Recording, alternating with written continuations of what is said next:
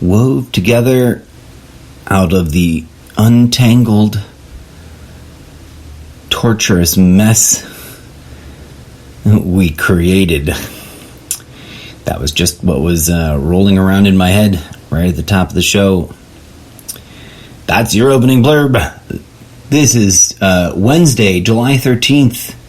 It's 12:23 p.m. Pacific Standard Time, and I am your humble host, the incorrigible Mr. Zeppo, and here is DJ Z to fire things up.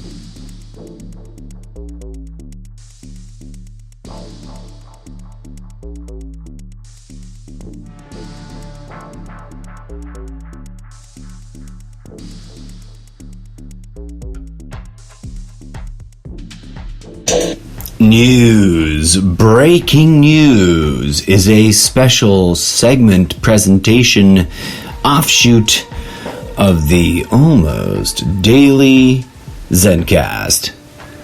A variety talk radio style audio podcast entertainment amateur show created and presented by yours truly, your humble host, the incorrigible Mr. Zeppo.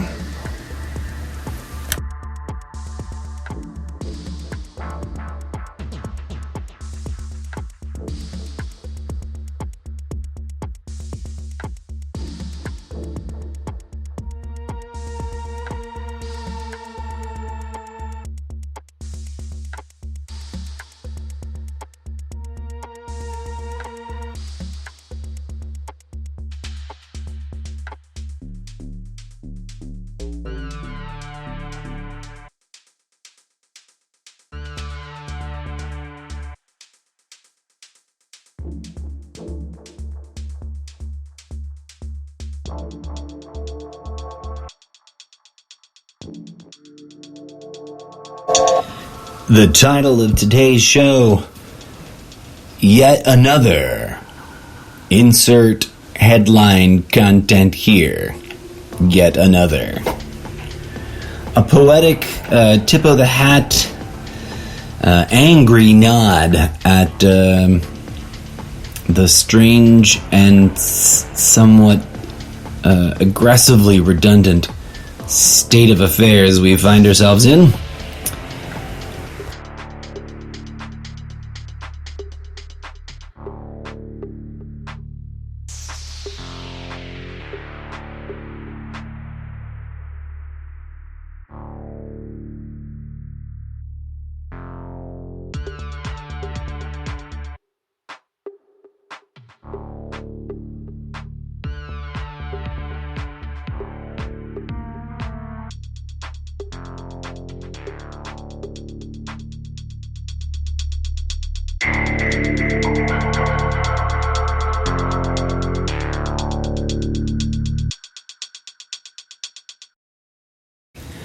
Greetings and salutations to you, my delightful international friends and audience family. Thank you for tuning in once again. We are back from a relaxed and groovy mini summer hiatus, unannounced. I just sort of dropped off the face of the earth.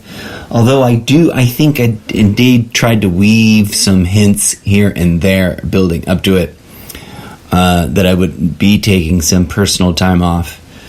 In part just to rest my voice and to work on some personal growth concerns and, private matters that are, quite frankly, none of your business. But we all need a little bit of that here and then, and now and again, don't we? But here we are back, post unofficial summer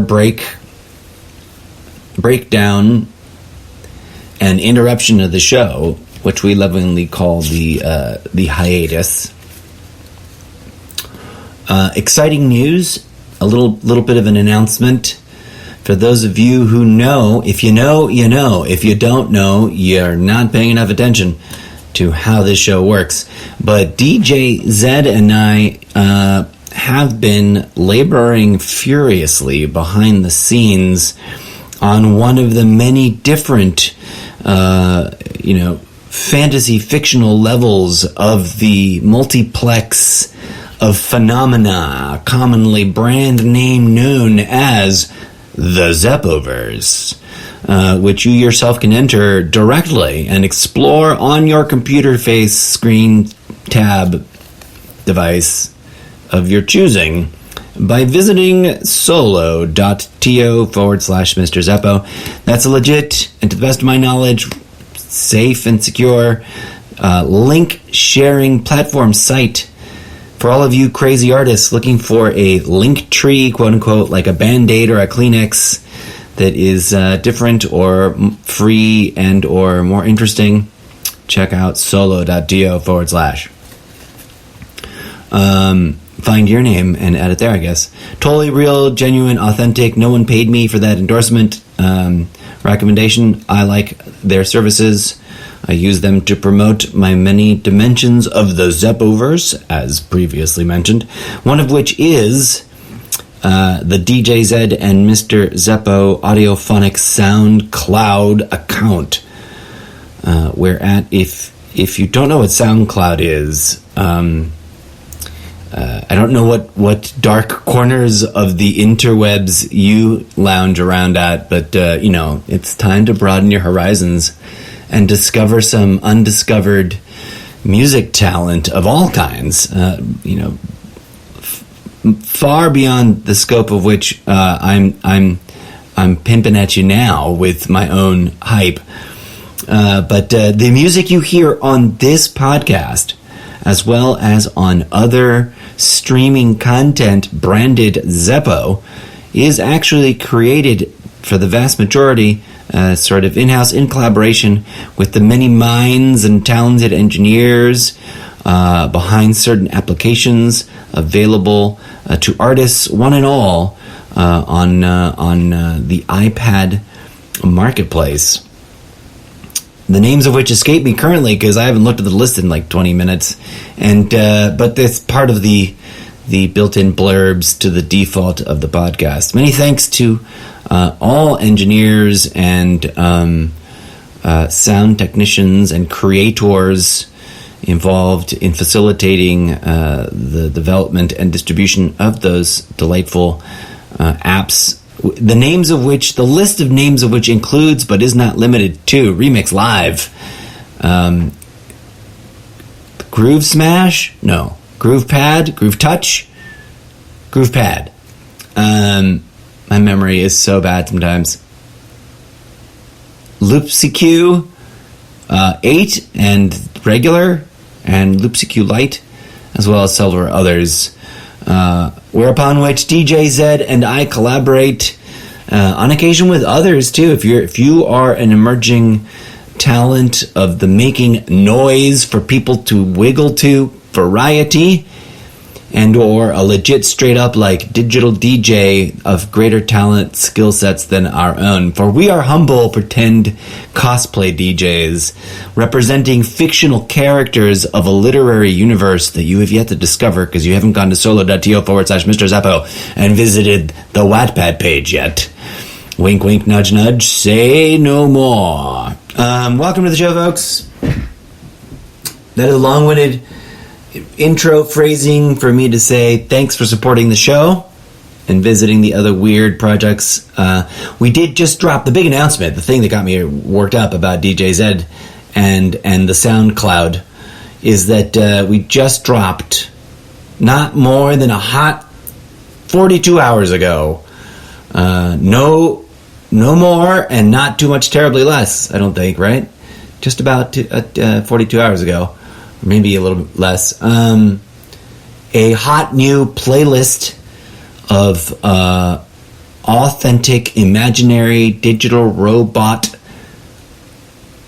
dance hall music from another dimension, where robots invented dance before humans did, for your audio entertainment to enjoy, sipping like fine, bubbly soda in the thirsty canals of your ears that need to listen to animatronic robot dance music known as Discotheque Sintetica, which is, of course, in large part, sort of the unofficial, official soundtrack to all of the Zappoverse. Of course, not limited to, because we've yet to go big time and go pro with all of the creative imagineering to totally subversively co-opt a phrase I probably shouldn't be, because that's probably licensed. Engineering with my imagination, which would be what you're saying when you say that Disney patented term that I'm going to be more diligent to never say again. All due respect to the big D. I do love some, if not all, but some of their media offerings are quite delightful. But I digress. This show is weird and wacky. If you're new, please do be sure to strap in your seatbelts and keep your arms and legs in the roller coaster ride at all times during the experiencing of the podcast. For those of you concerned that the podcast is boring, I understand I did have a couple like off episodes recently, and that will happen occasionally throughout, but it's worth powering through. If you have a terrible first impression with one particular episode, it's worth powering through and at least giving it a shot and listening to like 6 episodes from throughout the different portions of the broad-reaching timeline. This podcast has been around for more than 5.5, it's almost 6 some odd years now. It will slowly be turning its way towards 7 years in the not-too-distant future. I only have analytics review access to the year past. Tragically, I would love to know what the all-time 5-year-long epic algorithmic, assessment machine would tell me that like the most popular listened to episode was. I've already read off to you in a bit sort of delirious loss of time frame. It's only been 14 minutes here in this episode, but I went on for like 40 some odd minutes about the first 50 most popular episodes of the show over the past year. And I did want to sort of highlight the least listened to episodes. These are the episodes at the very bottom of the list who've gotten, one listen. And it pops up to 2 and whatnot. But just in the last 12 months, titles include, but are not limited to, the following. And I say them out loud so you can look them up and check them out, because they're all interconnected and kind of part of the weird web we are weaving together when we meld our minds in this format of audio engagement. To unify, we must be willing to abdicate. That's an episode where I went in probably a little bit deep, off the deep end, into a deep dive about my sort of clause in my cosmic theory about everything. And for those that may be new or confused, or just seeking more clarity, I have a very real world view that is rooted in spiritual, mystical, inspiration-rooted cosmology that, to simply summarize, posits the universe is a living holographic fractal mind. Whatever that means, it's mind-bogglingly bigger than us and contains us as some sort of inherent facet and or feature of it being alive and existing and living its life, which we probably can't even begin to contemplate. But that we could approach, theoretically, to a deeper understanding. But key features are that it is ultimately fractal holographic in nature. And those aren't just fancy words. Those are deeply probative, deeply meaningful, deeply impactful mathematical terms that have radical implications in like shifting one's understanding of the visible / known quote unquote universe. If one assumes that whatever previously held cosmological models did not include them as inherent pillars at the center of everything, they ought to now, which you know, to really contemplate deeply means a radical questioning of everything. Put a pin in that, because we've talked about that on the show throughout. Whenever opportunity offers a jump off point. So as you navigate various episodes in whatever direction, in whatever order you choose to join us in, you will discover and connect those nodal points. So the next most listened to episode is entitled End Times Once Again. And I think I'm quite specifically ranting and raging a bit about how people constantly use obvious and sad and sort of dead end, nothing's going to happen, fear-mongering about a supposed end of the world, a biblical, like cataclysmic, it will be, it's going to be biblical, man, kind of end times. And then, it distracts us from actually solving any of the problems and just creates nonsensical problems and then repeats itself because the world doesn't end and things go on and then we got to, deal with it. Followed by an episode whose title reads, More Than Just a Peace Transfer of Power, which I think was meant to be peaceful, and I may have just not fully entered it correctly. That may, I think, maybe have something to do with my thoughts in and around, the transition of power. But it was recorded 11/24/2020, so let that be understood. Lame Duck Shenanigans, which was specifically a Good Morning Trumptopia episode, I do believe, if memory serves, commenting on some of the political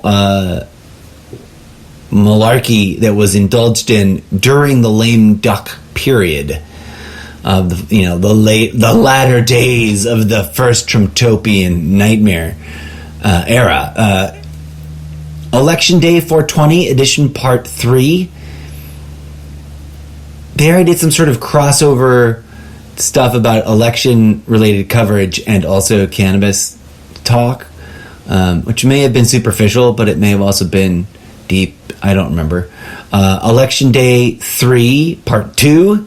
That's during the marathon election period, and how stuff was going on forever. Episode 337 of the Almost Daily ZenCast. A Tyranny in the Age of Corona. An episode entitled What, and then in quotes, the system wants. And I posit a model quite specific for what the system is and or probably is not.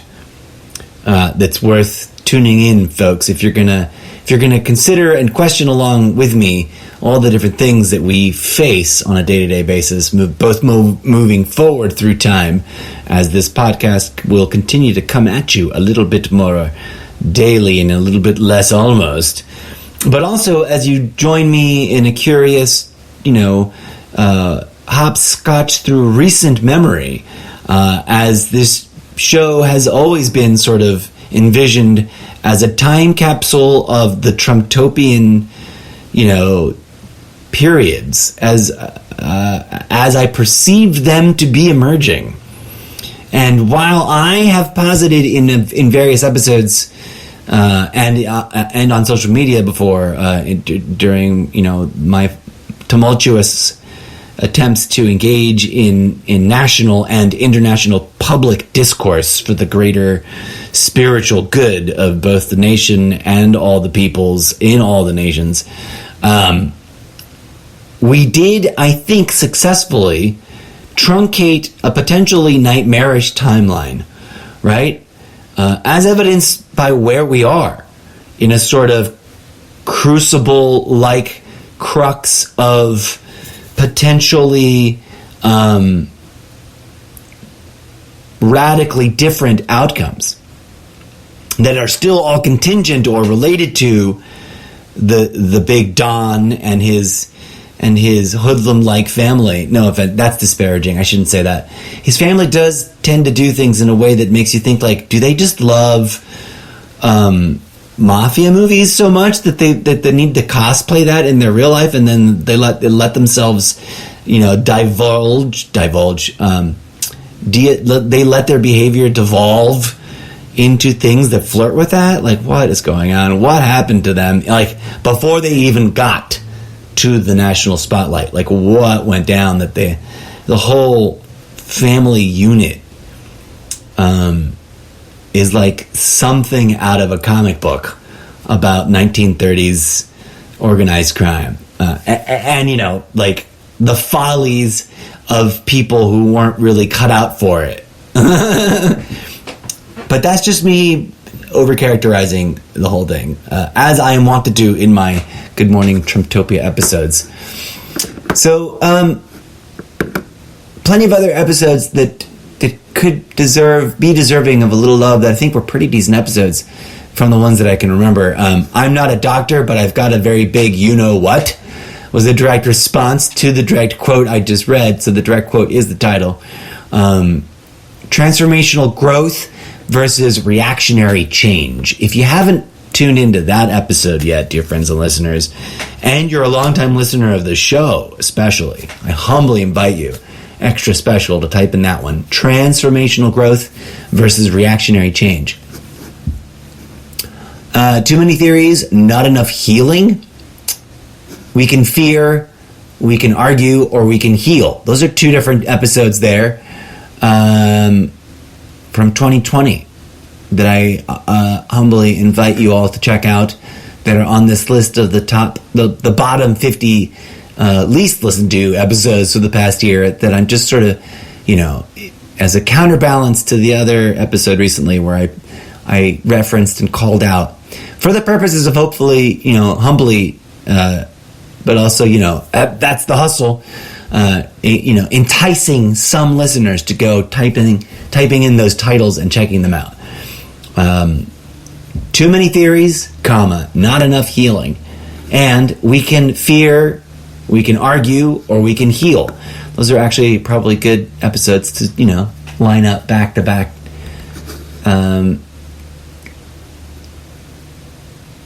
What's another one?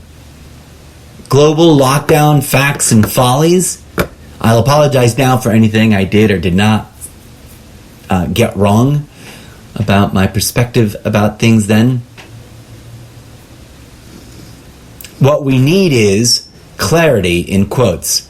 That is a show title of an episode I would strongly encourage new listeners and even seasoned enthusiasts that have not quite caught it. If you've never heard it, if you don't remember that title, I humbly invite you to go check it out.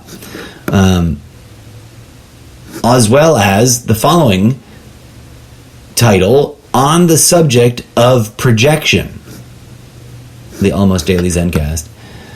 Everyone or No One, episode 136, the Almost Daily ZenCast, is, I think, if I remember correctly, one where I felt quite strongly I not only spoke well, but I had, a bit of vim and vigor and passion behind what I was trying to get at.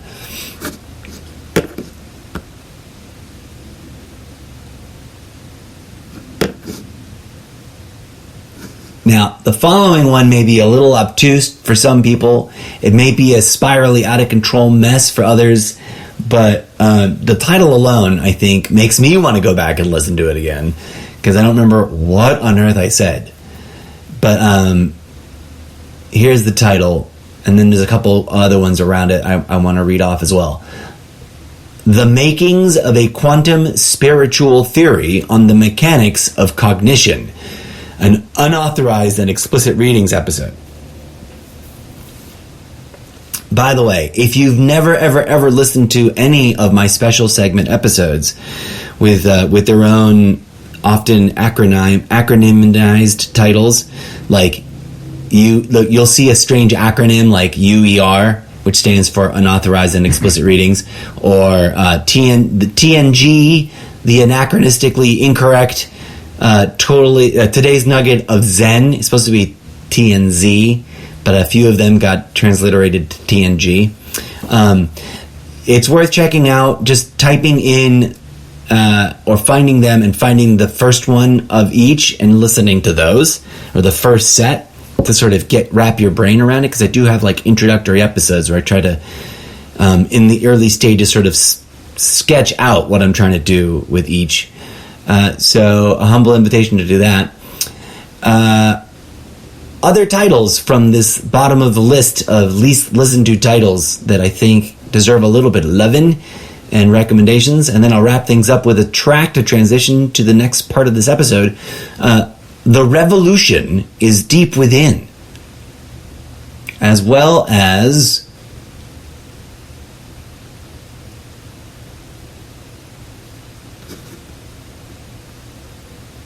Hear Me Out, My Thesis Gets Weirder, Part 1 and 2. There might even be a Part 3. There's an episode entitled World View.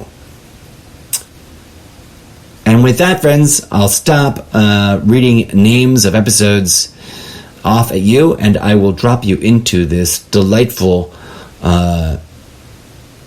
extended track remix Droppin' Bombs Sky High, a DJ Z classic from the fictional album Mixology something. Mixology, what is it? It cuts off, the list cuts off.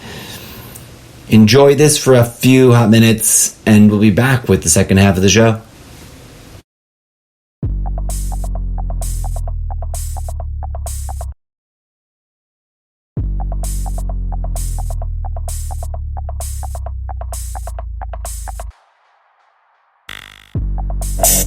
Oh, I found one that I can't not recommend right now that was just glancing at the list. If you type in UER, which stands for unauthorized and explicit readings, UER, the Zen of Watts, Part 1. I'm sure that has a Part 2 and a Part 3, probably. A must-listen-to episode of the Almost Daily ZenCast. If you've never listened to that episode, whether you're new to the show or you've been listening to the show for ages, stop what you're doing, go listen to that episode next.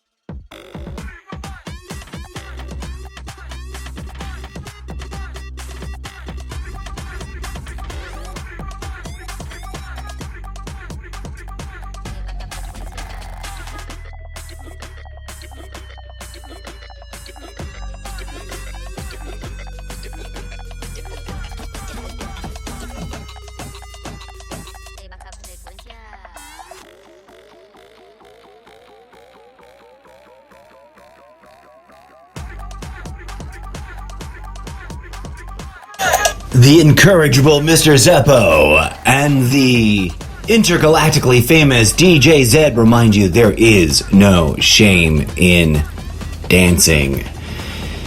Even if you're just wiggling in a chair.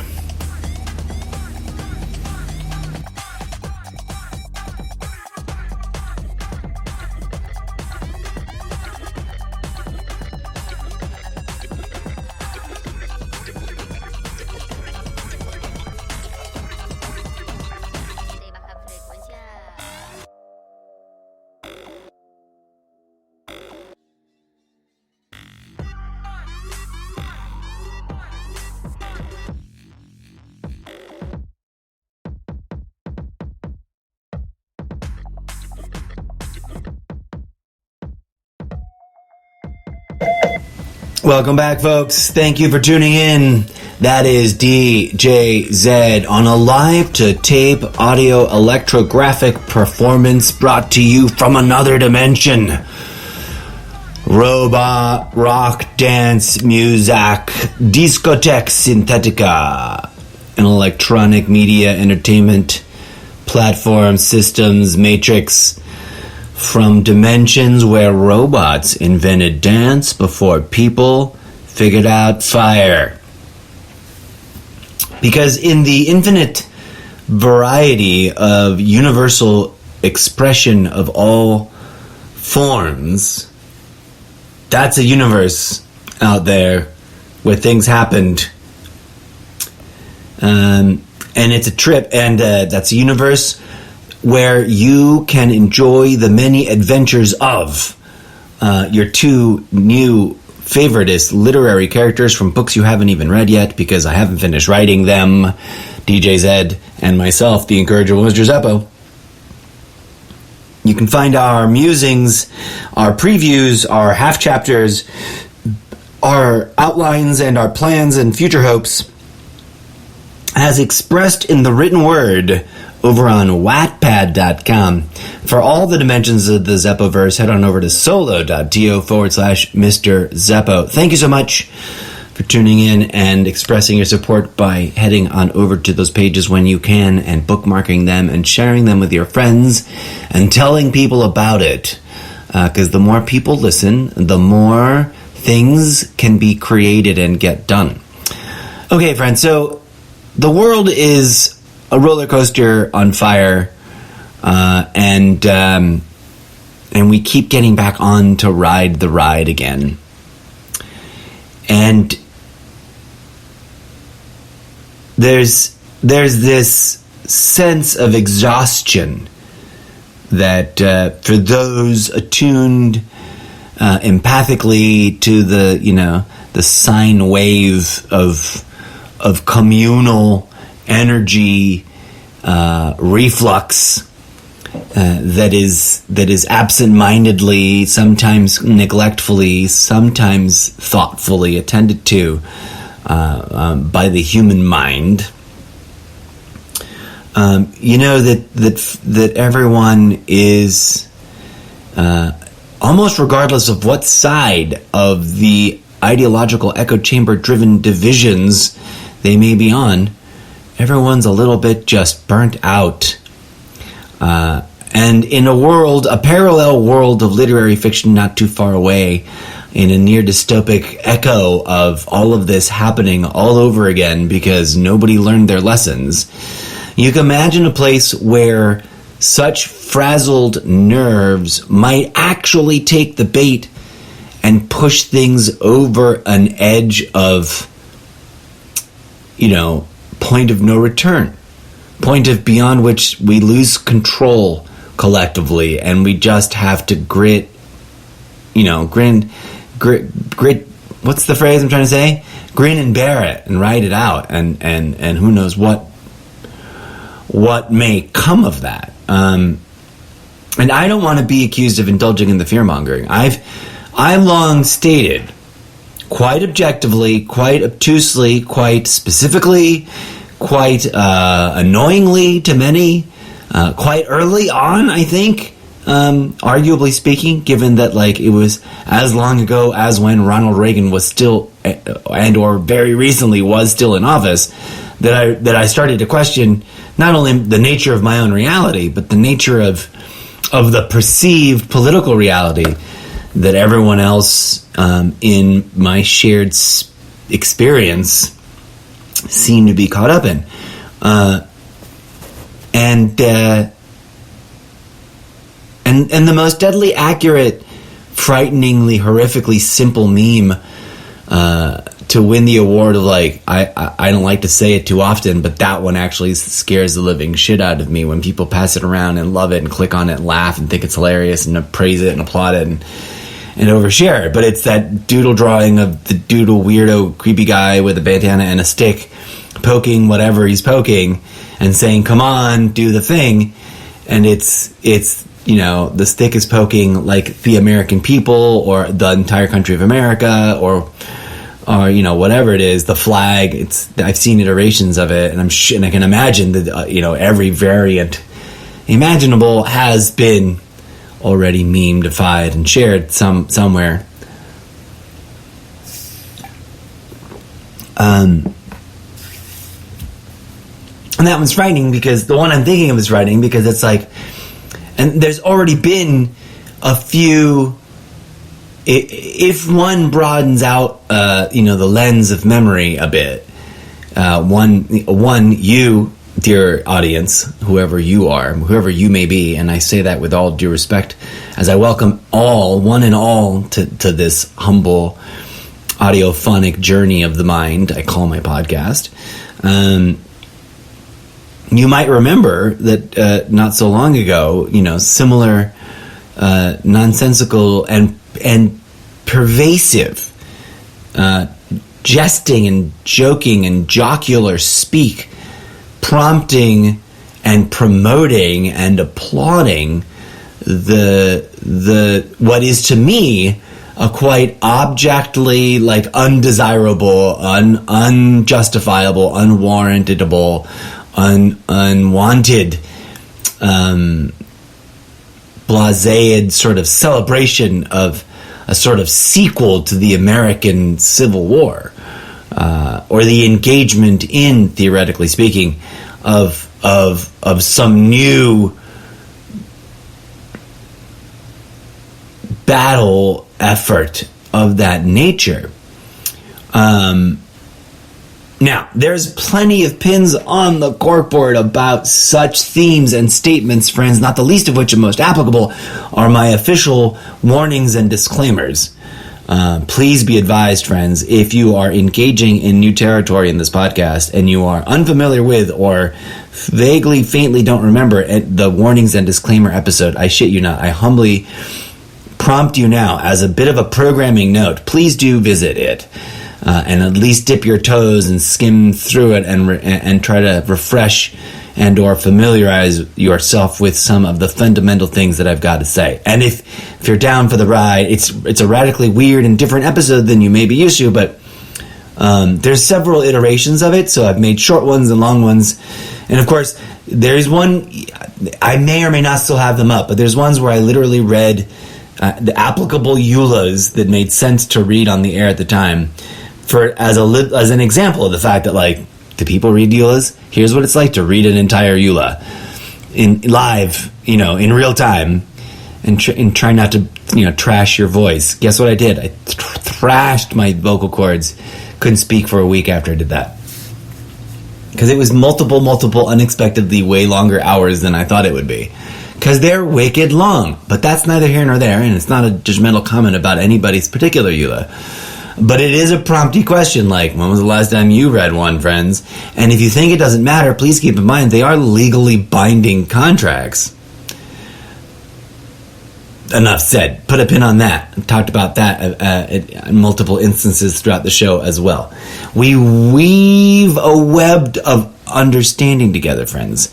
It's not a straight shot through a ring of arrows, but rather a sort of like wibbly wobbly spirally flow through an indecipherable hegemon maze of the mind,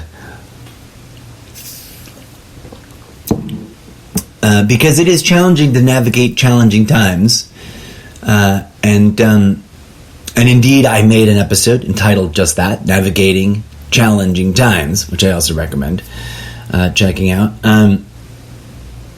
I'd like to, declare that public discourse, in my opinion, for anyone who hasn't heard me say it, it's part of sort of a general disclaimer, is, in theory, and at least in my theory, and in my real mental world, and in my literary imaginary mental world that I'm trying to world build, partially here on this platform as a sort of like spin-off sidetrack thing. All of the episodes that are fictional are labeled as such, hopefully clearly enough that people don't think I'm trying to pretend something is real when it isn't, and vice versa. This episode is not a fiction-based episode. This is my real opinions about the real world that I find myself in. Trapped as though I may feel sometimes like some kind of foreign alien. I am neither confirming nor denying any foreign alien statushood I may or may not have. But for the purposes of cosplaying my character, I'm speaking that way to be goofy and silly and weird, like, a jocular DJ host from the 1800s. Did they have radio DJ hosts in the 1800s? Whenever they had them, that's when the heyday of them, that's where I want to pin it. 1909 through to 1989. And then it sort of like radio died because MTV started and people stopped listening to the radio. Radio killed the video star. Or no, video killed the radio star. That, depending on which universe you're in, that song has multiple titles. I digress.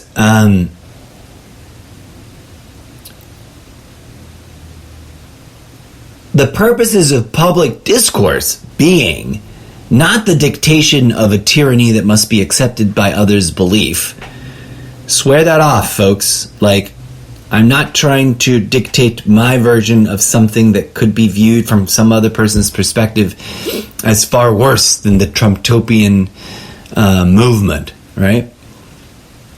And I don't say that with too much disrespect.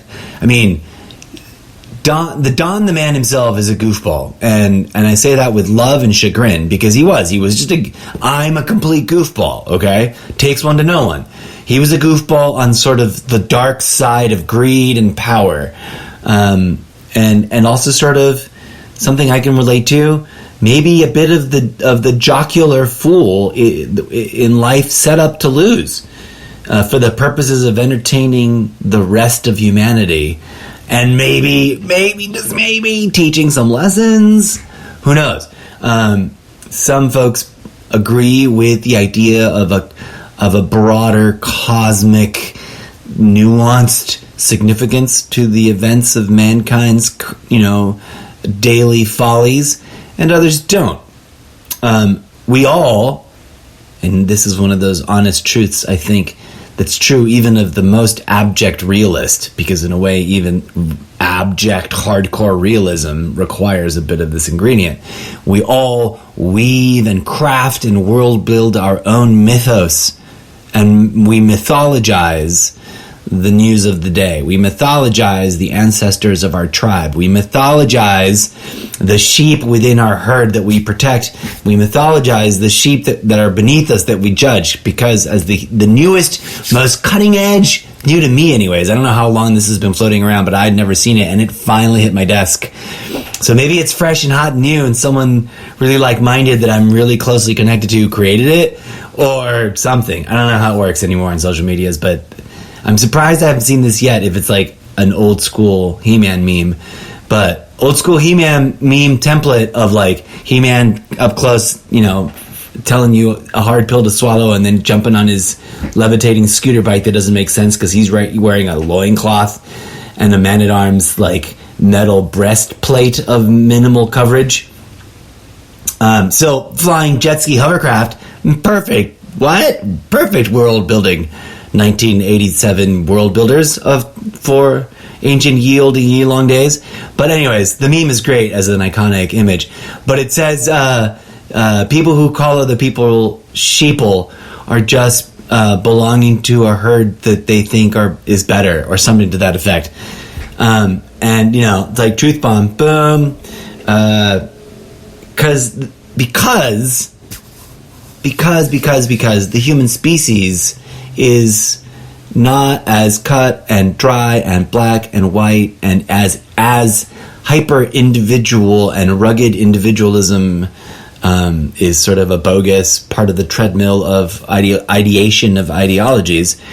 The human individual isn't as individuated as it wants to be, and there is a form and function to our community that is a bit hive-mindish and communal, and there is a bit of working out of our individual emotions at a metacognitive groupthink place that we could neglect and allow to be trollishly, troglodytish and self-undermining and self-torturous and self-bullying and self-destructive, or that we can get our hands on the reins of and comprehend and not let be abused and used and misused and abused to manipulate politically, but rather empowered. This phenomena about the human species that I'm rambling about, that there is a bit of transcendental, as I posited throughout the show, for those of you who are lost. Quick sidebar explaining what I'm suggesting. The human individual connects to the network of the human species on multiple levels, not the least of which is like a mental, cognitive, emotional processing, energetic level, but also at a sort of the harmonics of genealogy and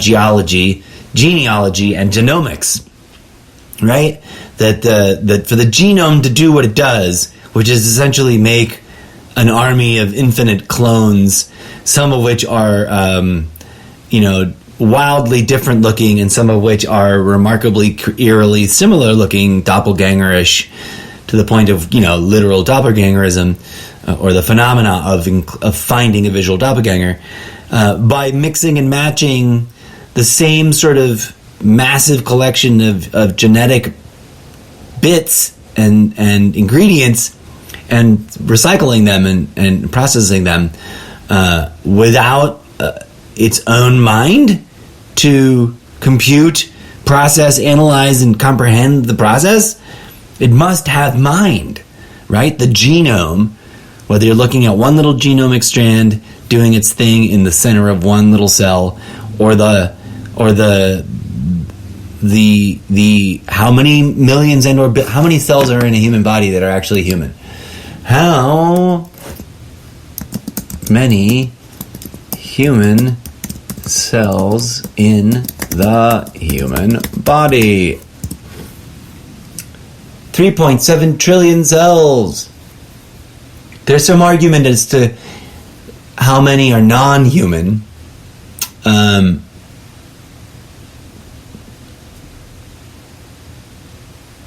Because this body avatar platform is colonized by other life forms that live in their own bubble of awareness, and must be experiencing their own rat race of a grindy, boring, tedious life that they, must be aware of to some degree. Do they have society and culture and poetry and wars and we can imagine them, we can personify them and pretend that they do. I don't know for a fact that that's actually going on. But do they have something that equates to a sort of awareness of the lived experience of being a vessel or a form of life? There must be some baseline there, and arguably yes. And I'm speaking at that this in my thesis arguably must be so all the way down to whatever level of quantum mechanics you understand beyond the Planck length. That at the very core that we would find, because if you shrink infinitely, everything around you would be expanding and drawing you towards some center from which all of that is emanating.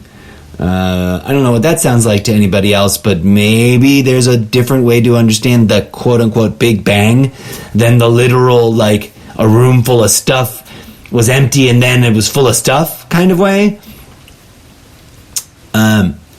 Because this universe exists and functions and formulates all of its phenomena in a multi-dimensional, multi-tiered, multi-dimensional way. Like each dimension has multiple tiers of inner and outer dimensionality, which have different levels of obviousness or obtuseness, and a great, huge percentage of which is beyond the traditional, normative, limited scope of our materialist sensory apparatus perception.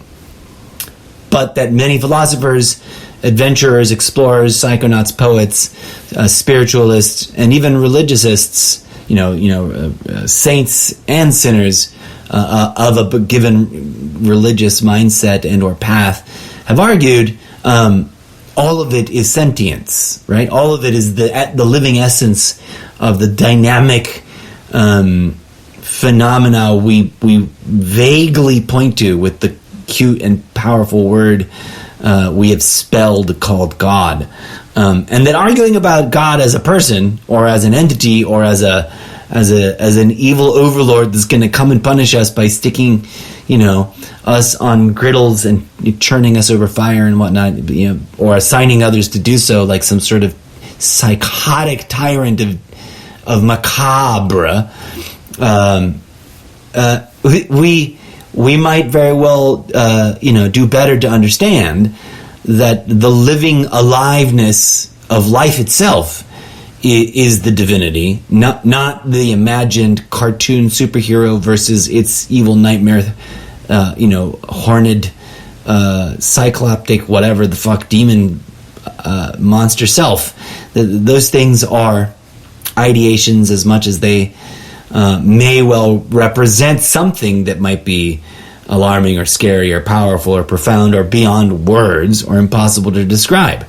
And whatever that is would be profoundly different than whatever base and often, control inspired darkness we've imagined, because what we use to torture each other may or may not relate directly to how nature itself actually operates.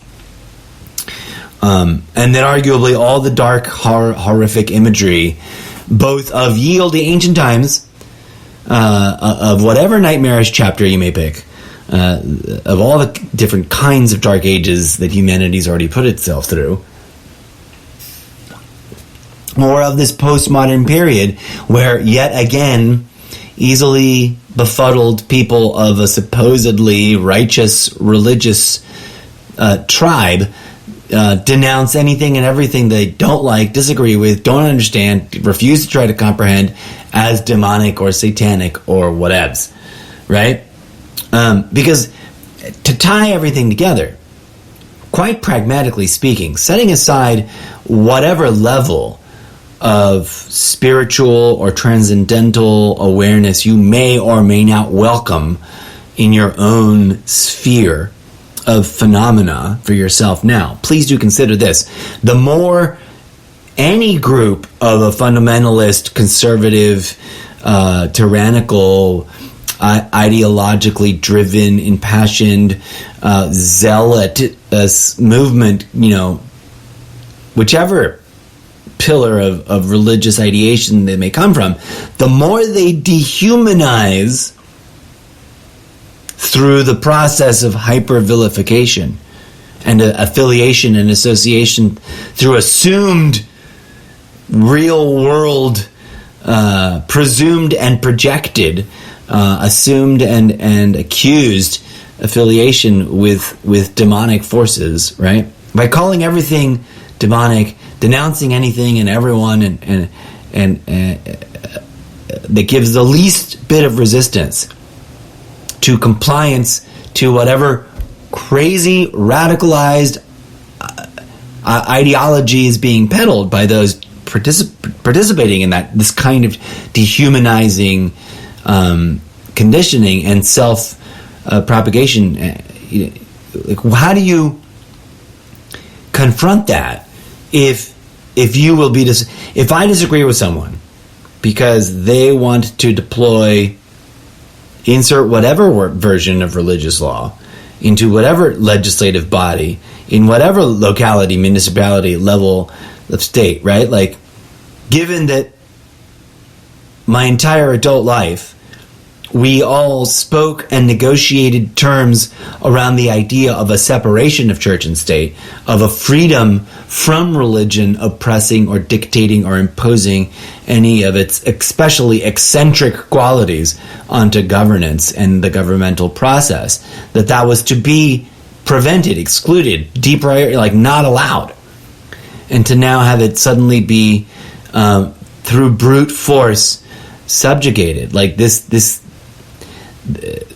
A needs to be called out for what it is, right? B needs to be spoken of. C needs to be acknowledged because it will have impacts, even if you mockingly and quite confidently dismiss whichever religion or spiritual ideological construct or demagoguery may be pushing that kind of effort, right? Whether or not you even remotely credit their system with any credible credence of spiritual power or not, if there is political power gained, and that threshold, that separation of church and state, that integrity of small d democratic, and I know people dismiss this as like it never existed, it was always a tool of, whatever evil overlords, but either we choose to hopefully manifest through hope and work and prayer or not prayer, through planning and strategy and civil action, a world that does indeed conform to the previously agreed upon collaborative notion of an ever perfecting, ever increasingly inclusive, ever increasingly fair and balanced, ever increasingly more perfect union of a federalist republic of states that rely on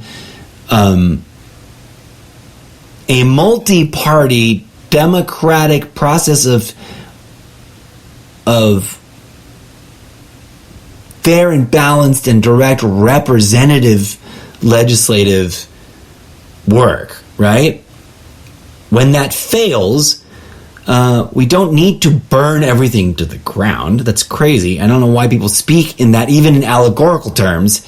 It's insightful, right? Duh. I mean, what else besides the denialism of the reality that that it was clear, it seemed clear through what little evidence was available at the time in real time, leading up to the events of January 6th and moving forward through to the crescendo that we're living through now, the climactic and quite resounding series of hearings in which facts and statements of fact are being aired for public consumption, for public viewing, for public consideration, and for public discourse.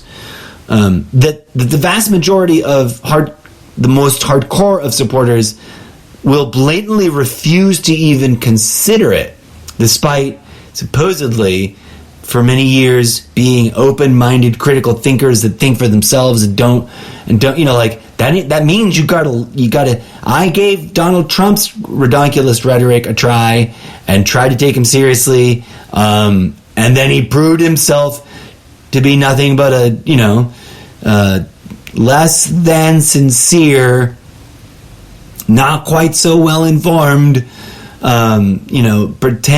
someone pretending to be what you envisioned him to be, dear Trumptopian base. I think it is, if I may find a landing point for this spiraling out of control tangent, we are at a fulcrum point where it is incumbent upon us, the coalition of those that were always united in opposition against Trump, politically. Not because we were deranged and delirious because the media told us. No, because we were savvy and aware enough to know the individual and his historically, factually verifiable past as someone clearly, arguably not worthy of the trust inherent, supposedly. The supposed level of trust that the people give a politician that we're electing to the highest level of office in this supposedly, once great nation. If the nation was once great, according to Trump's own words, it does indeed need to return towards greatness. And it was quite plain as day, as the ugliest, most hideous, most painful looking, disastrously distracting wart on some otherwise stunningly beautiful person's face, hypothetically speaking. I'm not calling anyone out in particular, and if there is such a person listening, I beg your forgiveness. But I meant to create only an imaginary, allegorical character with that statement. Trump was going to, be a train wreck dumpster fire of a derailing of American society and political norms.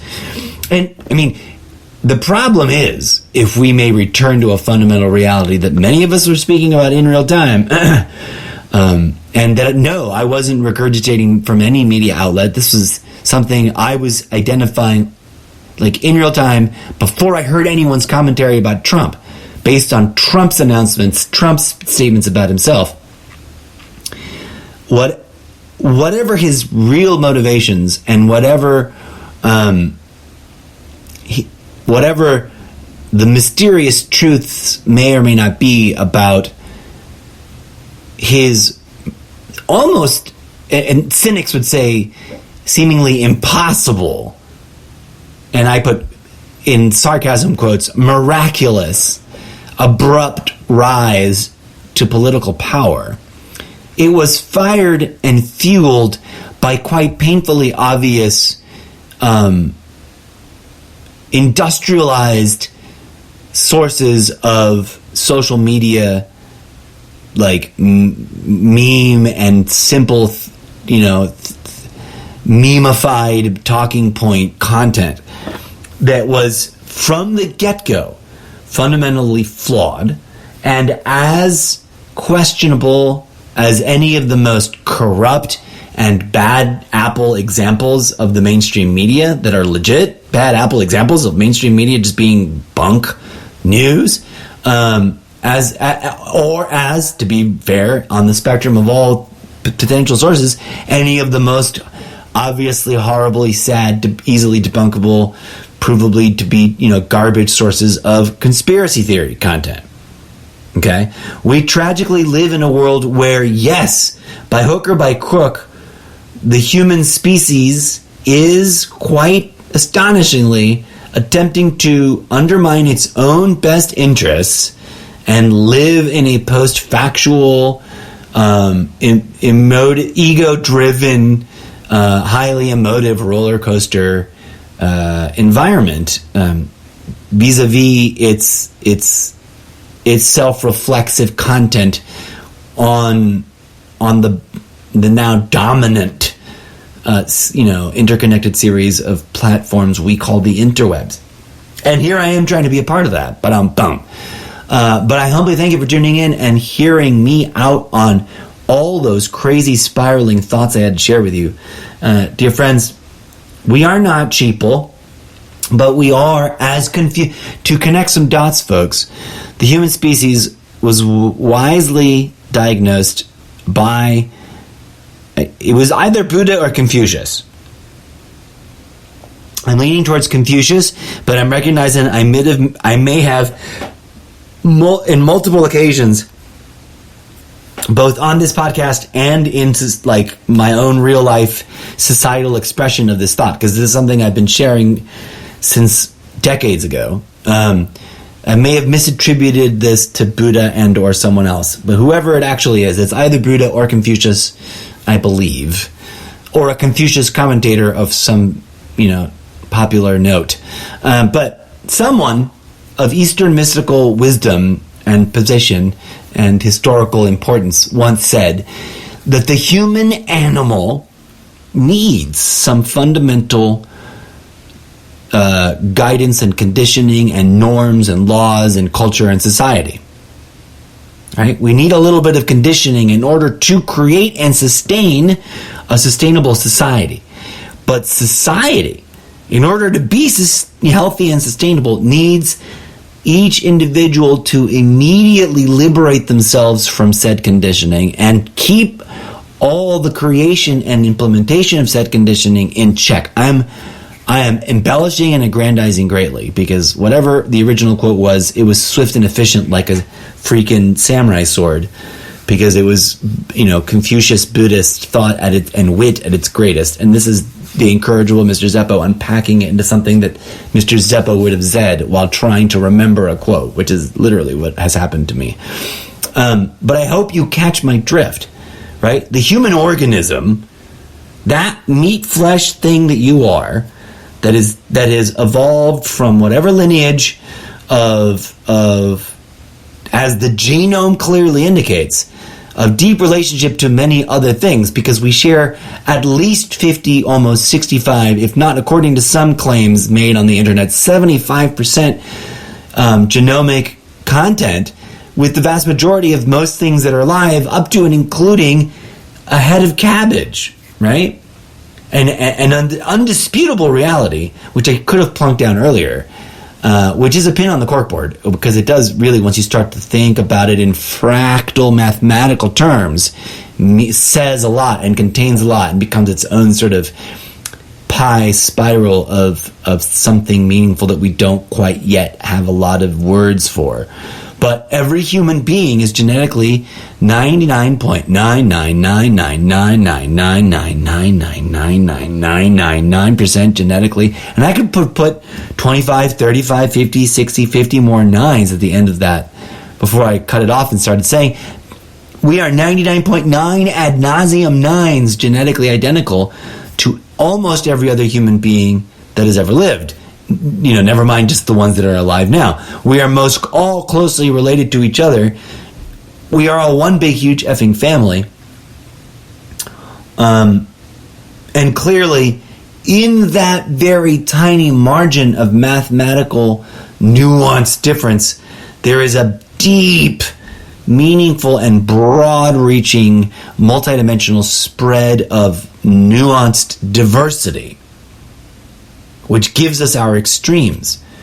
But we've neglected our commonality so hard for so long, and we've lived in a place of ignorance and neglect, as I recently was rambling about. We lived for so long in a place of as a human species, collectively, not understanding what our bodies were, how our bodies work, what our minds are, how our minds work, what our souls are, how our souls work. So, never mind society and politics and the brutality of how we treat one another individually and collectively, right? We've lived in that level of embarrassing dark-agedness for so many ages. Historians of future generations may look back at this current chapter of reality and the ones following it and lump it all into some larger dark age of just a bunch of different kinds of dark ages. And whatever we've just previously described as ages of enlightenment and of discovery and of advancement and of progress and of nuance will be laughed off as just a couple of steps forward in the process of 4 steps back, 2.5 steps forward kind of a shuffle of retrograding advancement as we slowly, poisonously, toxically, destroy our way forward through time. As a species, we've definitely gotten to a point where we must look in the mirror, right? See all the nuanced struggles for what they are. See all the big picture, big scale, big epic, systematic issues for what they are. Apparently, we were briefly disconnected, so I don't know how much of my final statement there was cut off. But I began to finally wrap up my thinking by saying, we can keep burning the house down. We can keep running on this flaming treadmill of a meat grinder of self-abusive distraction and destruction, or we can, get off this suicidal death trap of a joyride and shake off the conditionings that we've needed to condition ourselves with in order to even create what we created collectively, and figure out a new thing to create from that perspective, beyond the scope of the blinders that we've imposed on ourselves because of the spiritual trauma that we've neglected for so long. I know, big, hefty things to talk about, too many deep, probative questions to question, and sometimes it feels like there's never any answers, but I think, friends, the mystery lies therein, that the place with the most answers is the most difficult thing and or place and or event and or phenomena to even approach with words. Thus, all this talk about paths and signs and pointing and not confusing those things for the wisdom and the knowledge or the gnosis or the understanding or the enlightenment itself, right? But put a pin in all those ideas there on the corkboard, for we have indeed discussed that stuff before, and we'll come back to discuss it some more again. I meant to address that sort of feeling of burnt-outedness, given not only the insanity of the humdrum everyday news cycle, but the reality of our lives as we live it, right? And that there's hope, friend. Whether you're here in these great grand old states formerly known as the United States of America, or whether you find yourself living deep in the red bloody woods of Trumptopia, or you're looking across from afar in some foreign land. Hello, and much love to you from whatever part of the world you live in. All of it's a mess. Everyone's going through some crazy stuff. By discussing it with an open enough mind to question ourselves and each other's realities a little bit, and investigate those tools and potential solutions that we have long been curiously distracted from investigating, we might indeed find real solutions instead of endless argumentation. And that, I posit to you, friends, is the thesis of our next sort of thrust of effort, as I come back to you with more episodes in the coming days and weeks. And I wanted to set it down, these thoughts, for the record, for your consideration, for your musings and contemplations, as you join me in this sort of almost daily exercise of sharing imagined spaces as we sort of analyze, the questions and discussions of that are set down on these recordings. As always, I humbly thank you, and I will sign us off with a wee bit of this track entitled Recursive Algorithms, from an, I guess never quite placed on an album yet, a Minimal Sensations Remix Live audio asset entertainment track for your enjoyment. To see us out of this episode, thank you for joining me for this one. We will be back with more breaking news with some specificity, as this was quite the flow and intuitive fusion of nonsense kind of episode, and not the targeted specific episode. Brace yourselves, though. The ideas and the talking points and the nodes of connection are being mapped out and plotted and collected in a slightly new and different process as I reinvent and reinvigorate the podcast on this return from summer hiatus, mad dash marathon, to see how long we can keep going with it and how many new listeners we can accrue.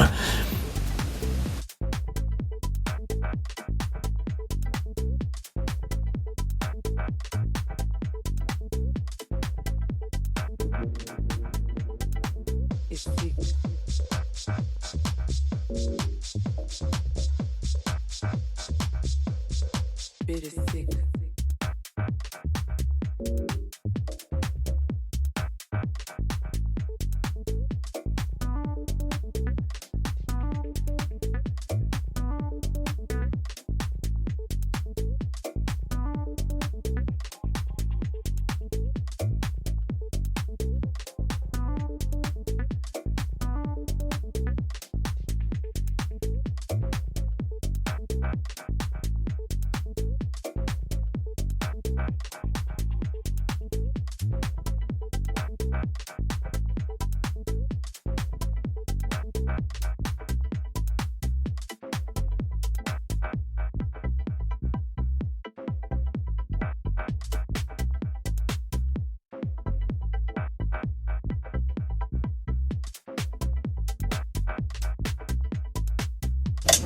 The Almost Daily ZenCast is an amateur and independent production of the wholly imaginary studio known as C-Tag Studios, which is an acronym for Collaborative Theater Artists Studios. A studio that exists entirely in the center of the imagination of my mind and is owned and operated wholly by me, myself, and I. All ideas and exotic, quixotic notions and declarative statements made herein are entirely those of the creative weirdo behind the internet character known as the incorrigible Mr. Zeppo. Thank you for tuning in, friends. I'll be back with even more weirdly abstract and strange and delightfully unhinged episodes, and even more specific and well-organized and downright well-structured episodes, as we're going to be exploring the divergent and convergent diversity of both modalities. As always, friends, I encourage you to participate in the public discourse in and around any particular episode. Wherever you are listening to it, you can add your comments and your questions. But if you really want to make sure that I understand that you want my eyeball to catch it, your best bet is to come on over to Sprecher.com. That is spelled S-P-R as in Roger, S as in spaghetti, S-P as in penguin, R as in Roger, E as in elongated, A as in Alberta, K as in kangaroo, ER.com/user/Mr. Zeppo or /show/ZenCast. And if you comment there, I'll be sure to get alerted and be extra available to respond to your comment in future episodes. Audience participation has always been part of the show, and sadly, one of the few areas where we have been a bit lacking, but we are drawing in new audience members all the time. Thank you for being here. I have been your humble host, the incorrigible Mr. Zeppo, and this has been a weird and wacky breaking news, poetic waxing episode of a special series segment. So for funsies, even though I didn't play the intro, here's the outro for breaking news. Boom.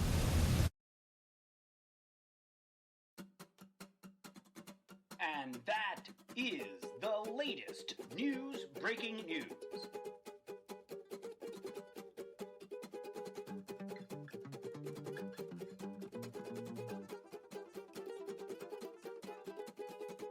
We now return you to your regularly scheduled brainwashing.